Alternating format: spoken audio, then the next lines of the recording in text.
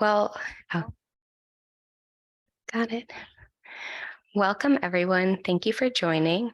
I'm Julia Kroll. As Angela said, I'm a machine learning engineer at Wellsaid Labs. And today I'm going to talk to you about how to jumpstart your job search at any level. I wanted to start off by acknowledging that a job search is extremely stressful. It can be one of the most stressful events of your life. And that could be because you found yourself unemployed, because you are feeling unfulfilled at work, you have a toxic work environment, or you're trying to make a career change and it's taking a lot of effort and investment. And so what I'm hoping to do with this talk here is to show you how to work smarter and how to feel more confident in your job search. And I'm going to do that by sharing my own experience as I've gone through job searches at different points in my career. So as a high-level overview, first I'll be telling my own career story, then I'll do a data deep dive to explore what I think made the biggest difference in my job searches. And finally, I'll summarize my top advice that I had to offer. So my career story, I went through two major job searches in 2015 when I was first graduating from college, and then again in 2022 last summer. And my first job search, I was a college senior. I was finishing a degree in computer science, and I had minimal work experience where I had done 2 summers of more academic focused research and then an internship at a financial services company. And I didn't have any big name experience or connections, but it seemed like the natural next step with a degree in computer science that I would look for a job as a software engineer. And one important aspect to point out is 2015 was far pre-COVID. So if you wanted to get a job in tech, usually you had to move to one of a few very specific areas. And so I was willing to move many places, although not absolutely anywhere. And fast forwarding for this introduction, it was hard work, but I did get hired and I started my career as a software engineer. And that first job that I accepted was at HubSpot. That was in Cambridge, Massachusetts, where I worked for a year. Then I worked for 2 years at Amazon Alexa, also in Cambridge, and I was working as a data engineer there. Then I did an internal transfer within Amazon to AWS, where I stayed for 3 years as a data and ML engineer and then a machine learning engineer. And then I found myself in the summer of 2022 feeling like I was ready for a change. I wanted some new growth opportunities. And so I embarked on another job search. But my circumstances this time were very different, where I had 6 years of work experience, and it was also post-COVID. So by that time, I had moved to Madison, Wisconsin, which is where I'm from, and I was working remotely, only applying for remote jobs. And luckily for everyone here tonight, I kept very detailed records on my job searches, spreadsheets detailing the different companies that I applied for, different details about it.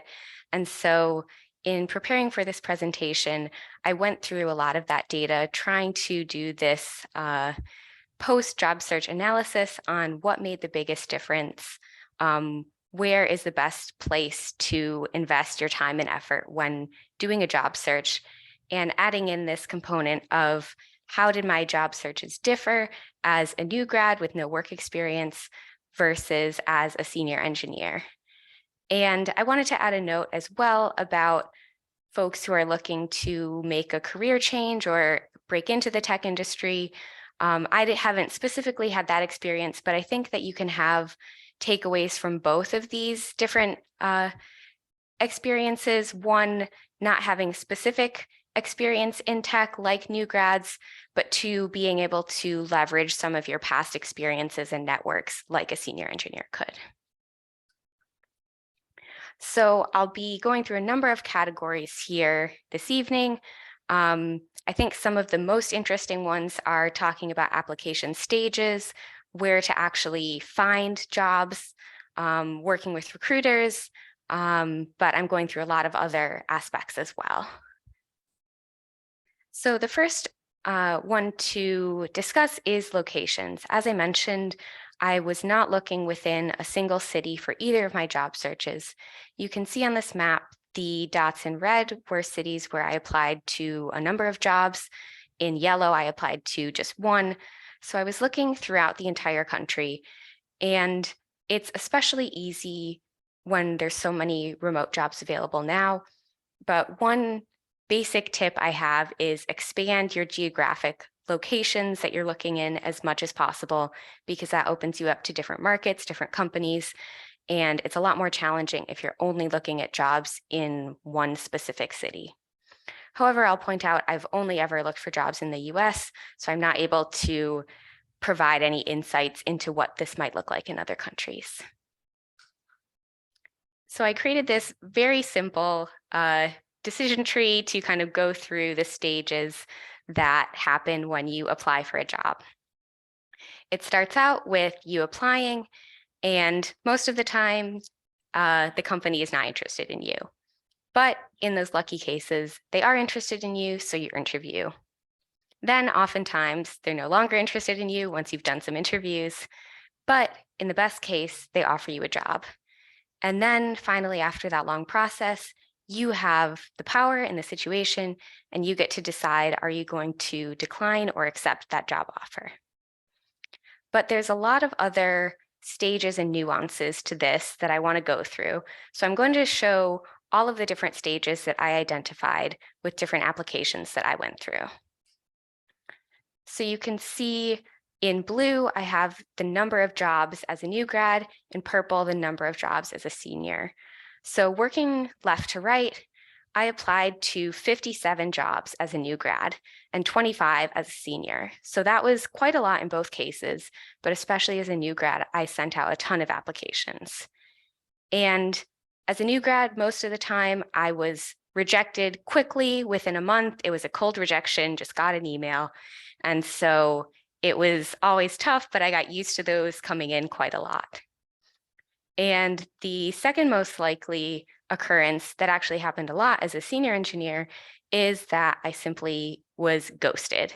I applied for a job, I never heard back. It's an assumed rejection, but I was never formally told that I was rejected. And then there's the wonderful hybrid category of being ghosted and rejected, where I didn't hear from anyone for over a month. And then sometimes multiple months later, then I got the cold rejection. So then I was absolutely sure that the company was not interested in me, even though I was pretty sure before. And then these later stages are actually making it to some interviews.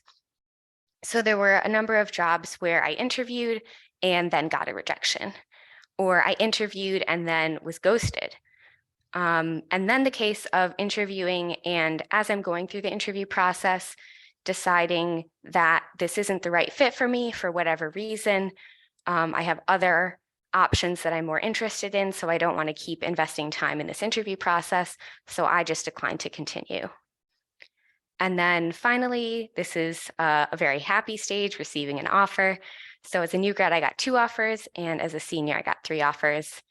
And then just a final reminder, after this whole process, looking at dozens of jobs, in the end, no matter what happens to all the other applications, it ends with you accepting a single job.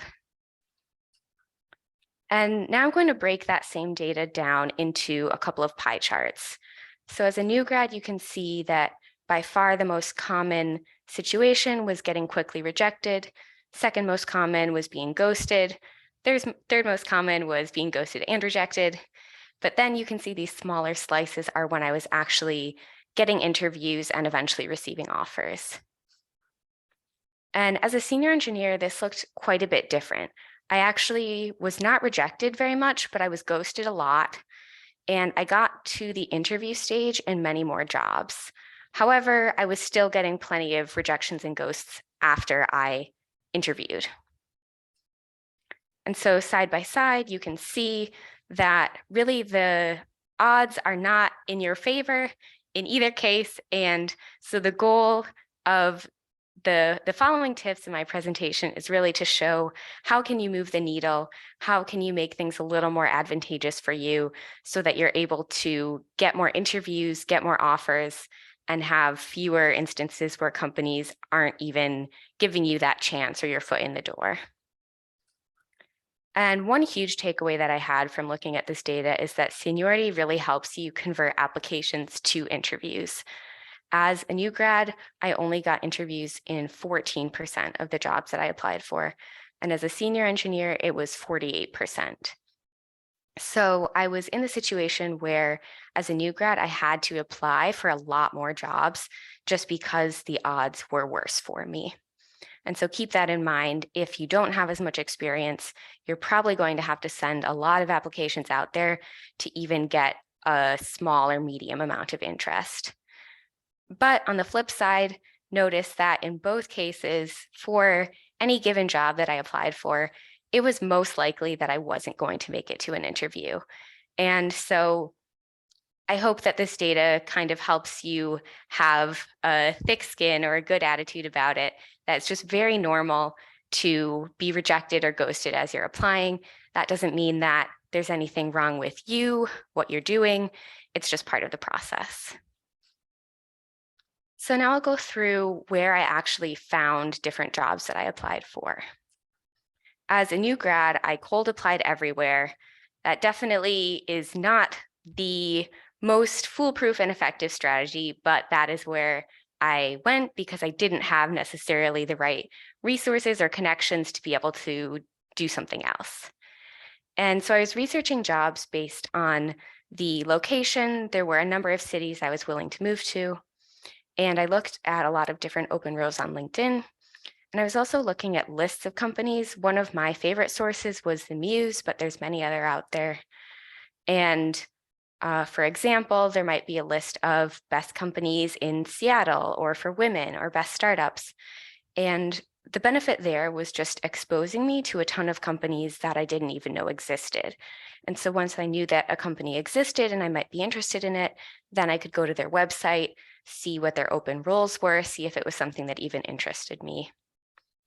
And then another huge tip that I have is specifically look for roles that are labeled new grad, entry level, or all levels. That explicitly shows that companies are looking for somebody who has little to no experience. They're open to that, and it's not going to be an automatic rejection just because you don't have work experience. As a senior, things were a bit different. I had a more sophisticated approach, and I also had more resources and connections. So I mainly leveraged recruiters, LinkedIn, and AngelList. I was looking at open roles on LinkedIn and on company websites.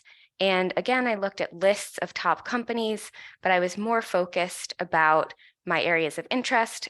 For me personally, that was AI and startups.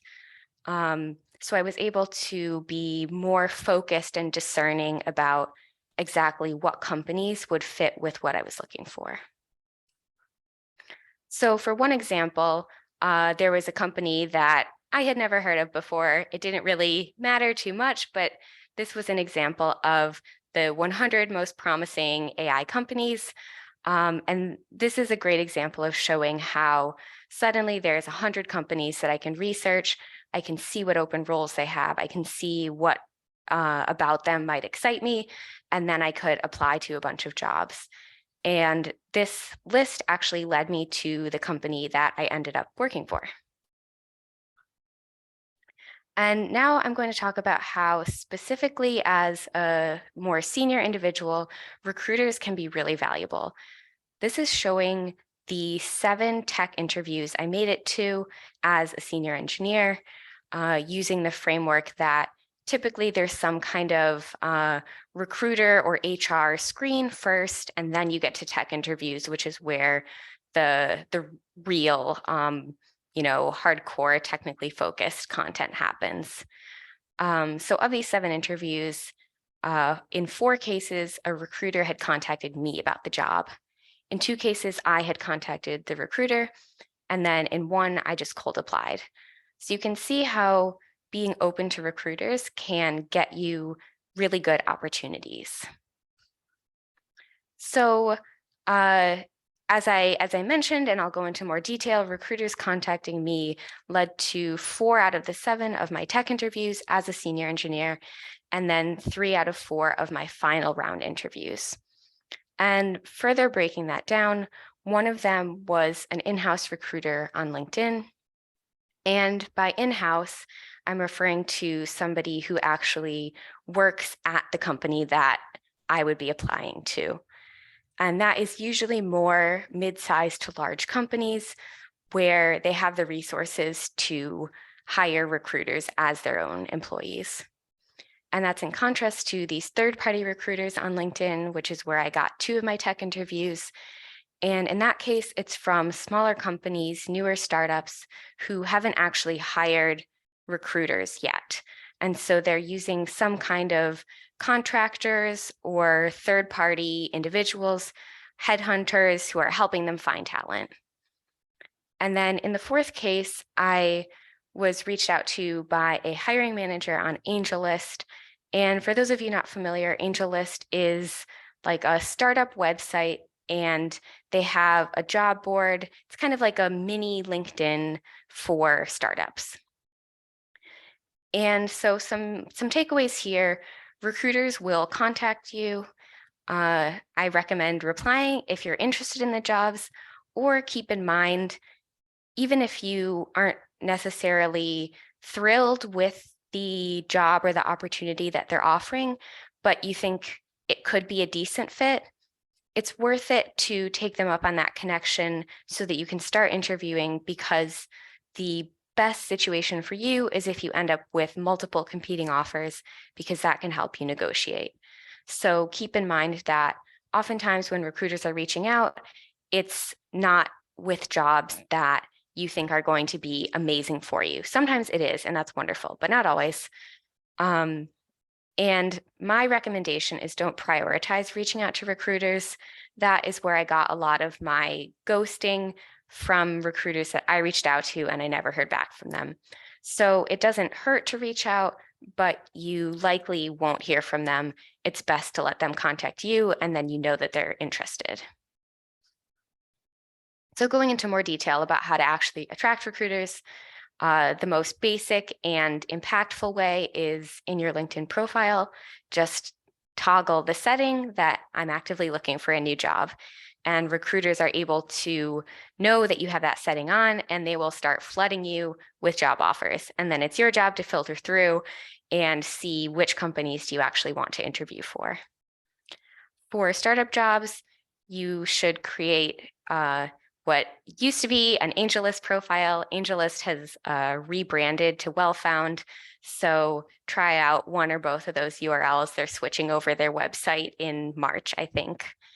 And then on all of your professional profiles, make sure that you add your job history and your skills, as well as any other keywords that might apply for your experience, because as we're all likely familiar with, a lot of this is automated using some kind of filtering system. So having certain keywords about coding languages, or your specialties can help recruiters find your profile. So the next topic that I want to touch on is cover letters. I have heard a lot of mixed opinions about cover letters, whether they're effective or not, whether anyone actually reads them or not. And so I wanted to look back at my own data and see what it showed. And this hadn't been fresh in my mind, but I actually uncovered some interesting insights from my new grad job search. As a new grad, I started applying to jobs with only my resume, and I put in a lot of work into that resume. I included a lot of academic projects and details, GitHub, LinkedIn, etc. But I sent out 38 applications, and I only got 3 interviews. So that was an 8% interview rate, and that felt pretty discouraging. I was worried, this is going really poorly. Am I going to get the traction I need? Will I ever get a job? And I decided that I needed to try something different in order to get more attention onto my application, get recruiters or hiring managers taking me more seriously. And so I tried sending out customized cover letters where I basically had a template that I recycled where I would tweak, the company name, the industry, and adding a couple of sentences that highlighted why I was even interested in the first place. And so I applied to 19 more jobs with these cover letters, and I got another 4 interviews. So my interview percent doubled, and I was really excited by that. It felt great that I could just take an extra maybe 15 minutes to write that cover letter, and then it would double my chance of getting an interview. And so I definitely recommend, as a new grad, especially if you're seeing that you're getting very little feedback or attention from sending out resumes, try including a cover letter. And I think that this really applies to anyone looking to make a career or industry change as well, because the cover letter basically gives you an opportunity to describe yourself, your passions, the fact that you're very serious, motivated, why you're going in this direction. And then on the flip side, I think for senior engineers who have more of a traditional or established path, usually your resume speaks pretty well for itself. So I wouldn't necessarily recommend that the cover letter will make this big of a difference. So then the next stage is you go through all of these interviews, you send out your dozens of applications, and eventually, with a lot of hard work and patience, you will get some job offers. And so I wanted to highlight a few ways in which I thought about evaluating offers. So as a new grad, I got 2 offers, and the main points that I was looking at were the salary, the location, because it would be a city that I was actually moving to and living in, the company size in terms of how established was it, was it a startup that might not make it another year, or was it a larger company? And also what was really important to me was looking at resources and mentorship, because I knew that it was really important to have more experienced people around and willing to mentor me. And that isn't a given at every company. And so those were the 4 main factors that I used in order to choose to take that offer as a software engineer at HubSpot. And then as a senior engineer, when I got 3 offers, I had more experience, I was more strategic, I knew more what I wanted. And so these were 5 different areas that I was thinking about when I was looking at these offers. The first was the product. I really wanted to work on something where I thought the product was interesting and meaningful. The second was projects, which is what would I be working on? How would I be contributing to the product? The third was people. Who would I be working with? Do I respect them? Do I like them? Does it feel like, the culture that I would enjoy and fit in? The fourth is potential, kind of seeing what room there is to grow, both the company growth and my own personal growth, in terms of being able to learn new skills, take risks, and really expand my career within the coming years that I would stay there. And finally, I was thinking about principles. And this is why the company is doing what it's doing and how it's achieving that. And so that can come down to ethics, morals, values. And I think this is really important, especially in the tech industry, to think about what is the company motivated by? And you can really ask questions, during those precious few minutes when the interviewer asks, what questions do you have? You can inquire more into why is the company doing what it's doing? How does it handle improper uses of its technology, that kind of thing. And finally, looking at the job search duration, as a new grad, it took me 15 weeks from when I first started sending out applications to when I accepted an offer. And as a senior, that was much faster. It was 6 weeks. And so that was 2.5 times faster as a senior. And some takeaways here are, if you're a new grad or you're making a career change, really expect that this will take some time. The 15 weeks, that's 3.5 months. So don't expect that you're going to start sending out applications and then suddenly land a new role. It will be a period of time that you'll have to work through. And on the flip side, if you're a senior engineer looking for a job, keep in mind that things will move really quickly. There can be a lot of pressure once a company has made you an offer for you to accept or decline. And if a company offers you a job, they really want you to start as soon as possible. So in the case of a senior, especially if you're changing jobs and you're not in a situation of not having a job and looking for one, keep in mind that you should start your job search when you're ready to make the change and not apply expecting that in a few months you'll be starting a new job. And then finally, telling a little bit more about this final job search that I went through. I accepted an offer at WellSub Labs with the title of Senior Machine Learning Engineer.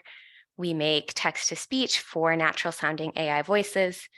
And WellSub is based in Seattle, but it's a remote first company.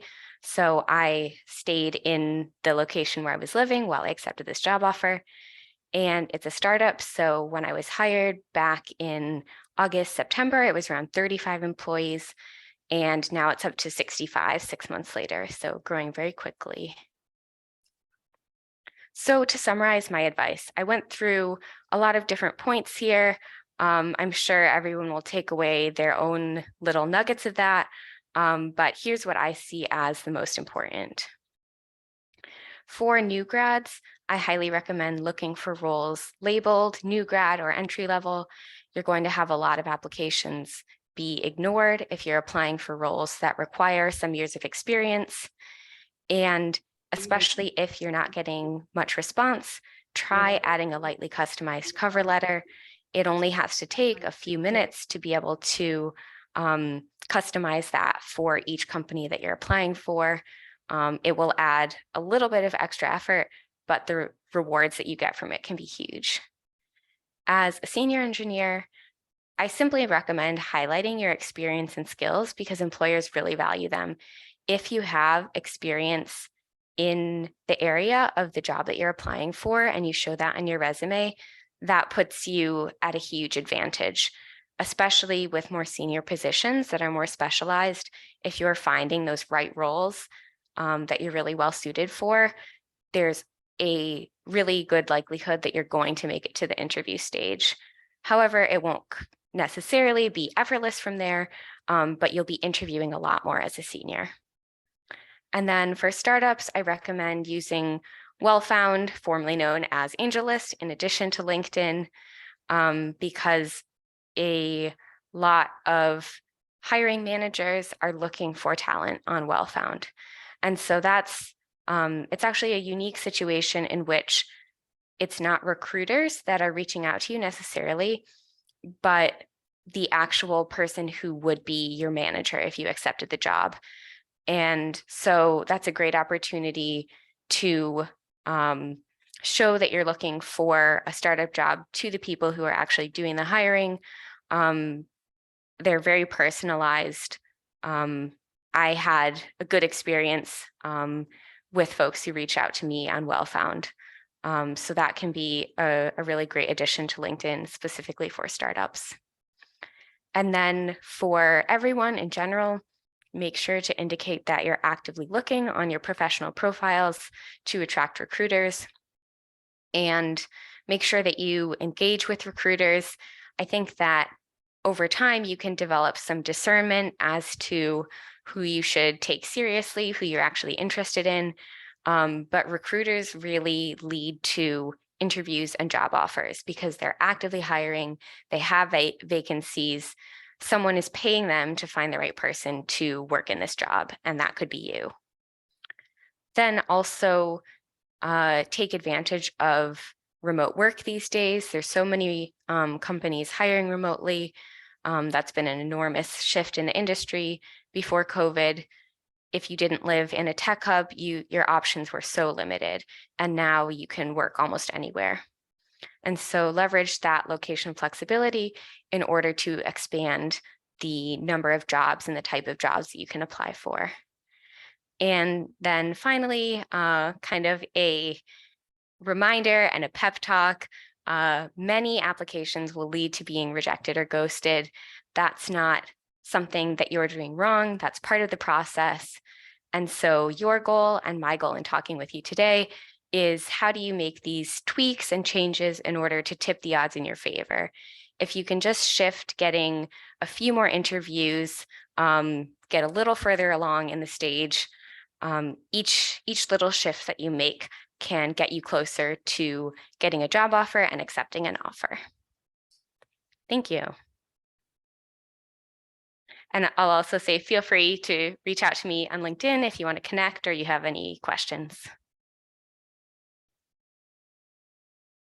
All right, thank you, Julia, and thank you everybody who is here, who is present and listening to this amazing talk.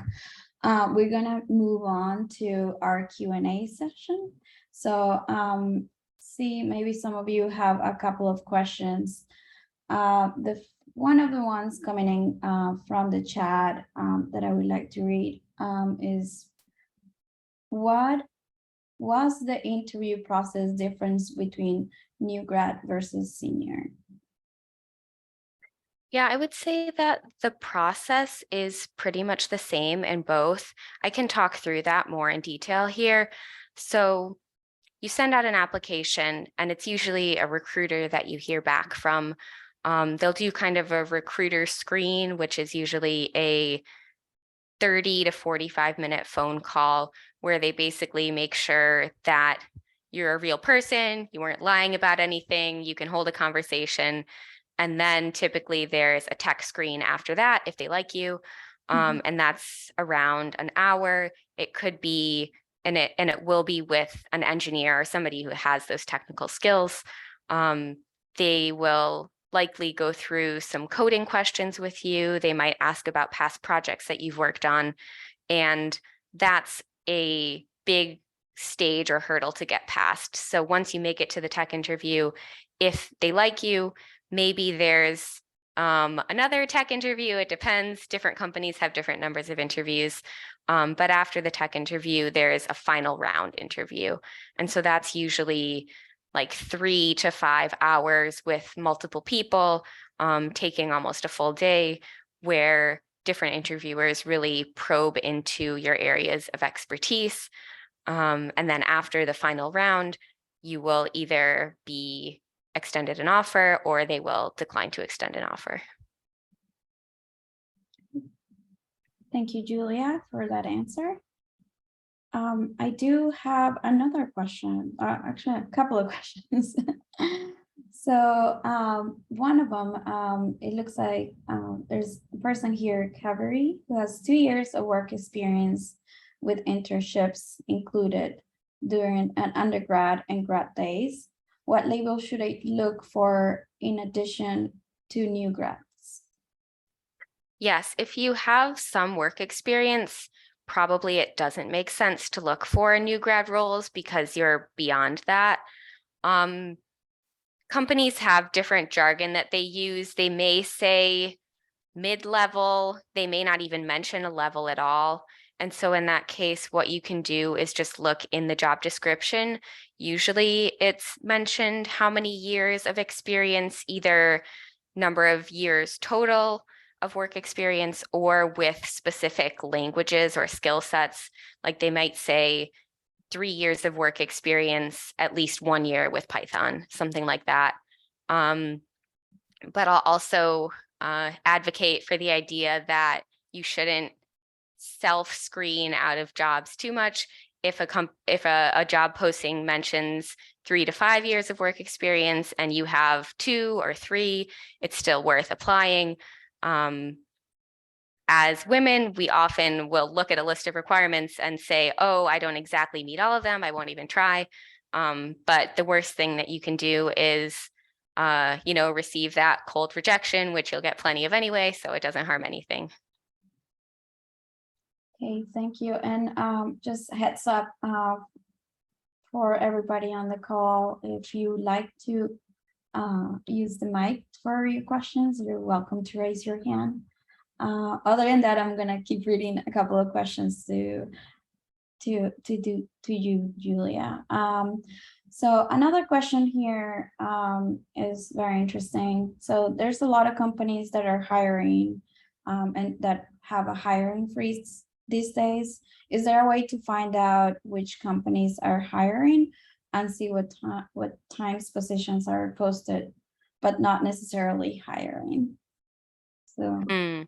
this is So interesting. I went through my job search in like July to September of last year. And so I think there were some of that in motion, but it's mostly been fall and winter that it's hit harder. So I don't have direct experience with that. I will say if you're looking at jobs on LinkedIn or AngelList, there will be a label of when the job was posted. And so the basic assumption is if a company is still posting new roles, they are hiring for it. I think that's the advantage of working more with recruiters. If they're reaching out to you, they're actively hiring. My experience as well is that news headlines don't necessarily convey the totality of a company. I had an experience in which I was very confused by, in which a company that had made headlines for laying off folks, for having hiring freezes, a recruiter reached out to me and was like, "We're actively hiring."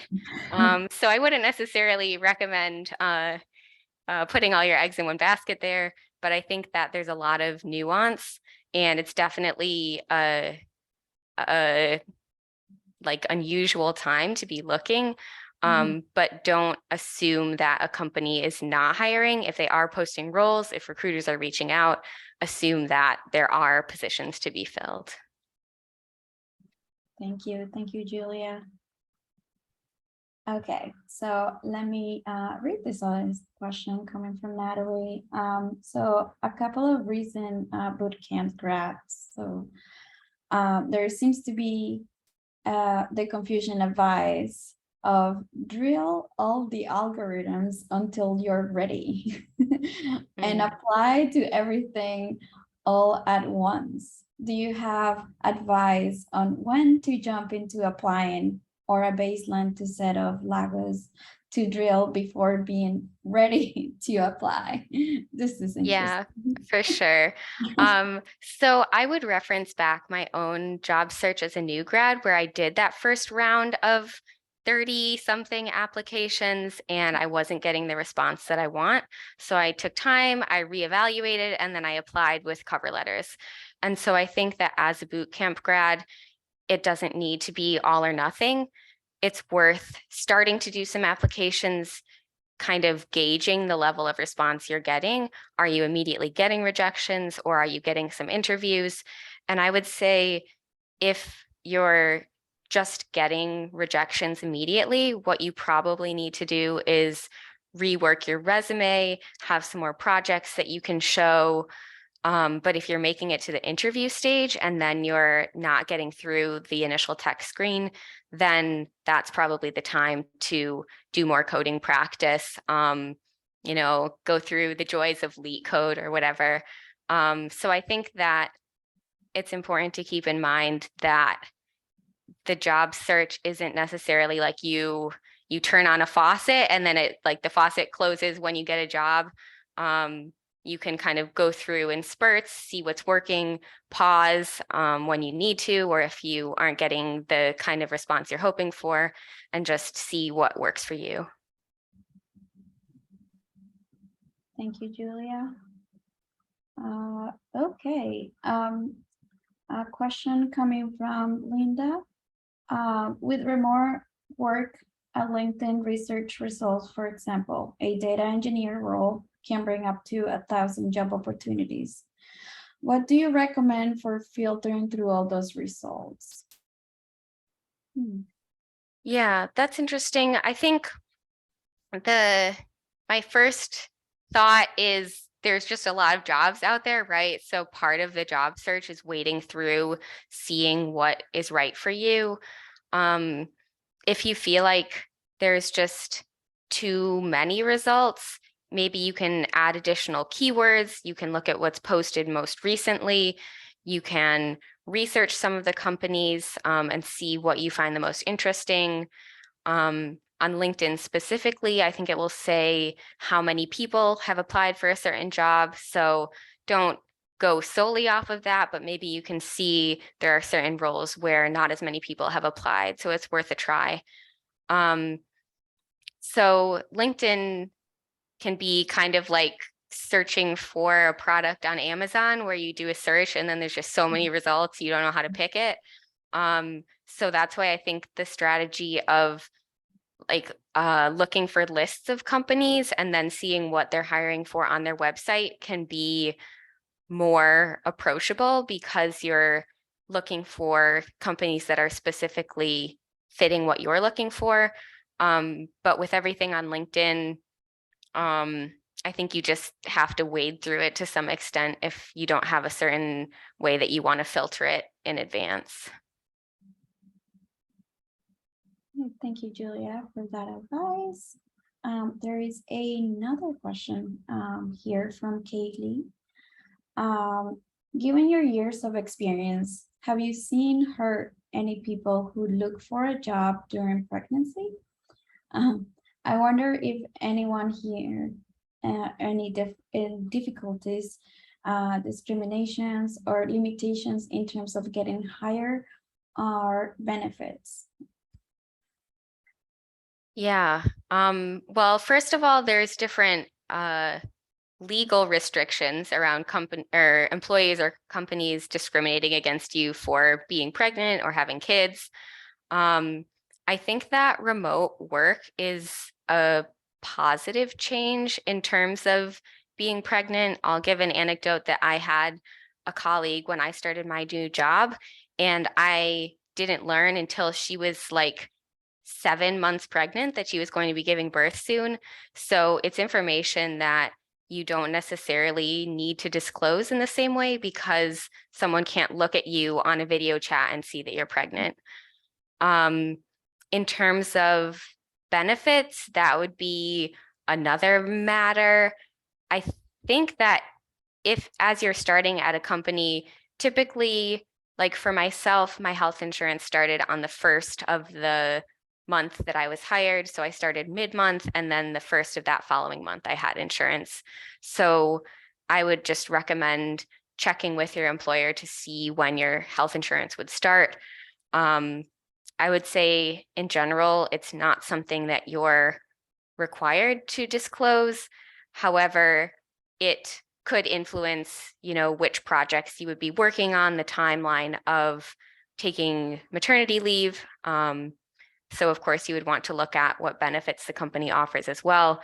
I don't have any firsthand experience on that. So if other folks have experiences or advice, please share in the chat as well. Thank you so much, Julia, for that. We do have a few minutes, so maybe we can get through 2 more questions. The next one is from Kivery. Is there any specific advice for those on visa sponsorships based on your experience? Yeah, I believe that larger companies are usually a better bet because they're more likely to be sponsoring folks. So definitely look in job postings. Oftentimes it will explicitly state whether or not visas are available. So that would just be another search criteria. I don't have experience with that myself. So beyond, including that in your search to not be like wasting time on jobs that wouldn't suit your needs. I wouldn't have any advice there. I think especially if time is of the essence, try to leverage your network as well. Oftentimes you'll have, past colleagues, second degree or third degree connections where people are hiring, and it's just another factor that you would include in your decision making. So, instead of having the location that the job is at being the most important or what product it is, it's will they be able to sponsor you? Thank you, Julia. All right, so let's see. Do you have another question here for you coming from Emily? What kind of follow-up do you do during the job search as a new grad after you apply to jobs with your resume and cover letter? Yeah, so when I would apply for jobs, there wouldn't be anyone to follow up with. You're just submitting an application. And so I think when you're submitting the app, the cover letter is your way of being polite, of introducing yourself, of thanking someone for their consideration. And then it's once you get into the interview stage, when you're corresponding with a specific person, it's always beneficial. It's never going to harm you to be really enthusiastic, polite, thank people for their time, for interviewing you. So definitely you want to acknowledge and appreciate the time and attention of everyone that you're talking with. Thank you, Julia. It looks like we just have 1 minute left. Do you think we can make another question? I can give a rapid fire answer. Let's throw this one out there. Okay, this is coming from Simona. Could you please talk a little bit about salary as well? What is a common salary for an entry-level position and how to negotiate? This might be a more complex. Yes. Okay. I cannot give you a certain dollar amount, but my biggest advice for negotiating salary is to get competing offers, because either you'll see that the two offers are drastically different and the lower offer is never going to be able to negotiate up to your higher one, or if they're pretty similar, then you can leverage them against each other to negotiate and get a higher salary at whichever job you prefer. So having multiple offers, I think, is the key to getting the best salary. All right, perfect. And we made it just on time for our wrap up. So we do have a couple of minutes left. I know some of you have to hop off, but I would like to thank you for joining this conversation today, for participating and asking all your questions. Of course, reach out to this community again for events, future events. And yeah, if you have any questions for Julia, she provided her contact information, or have her connected with you on LinkedIn, which is the usually source of all our connections nowadays, right? Any other words of wisdom coming from you, Julia, before we let everybody go? Just thank you, everyone, for attending, and good luck. Keep at it. Good things are ahead. All right, thank you so much, everybody. Thank you again for joining.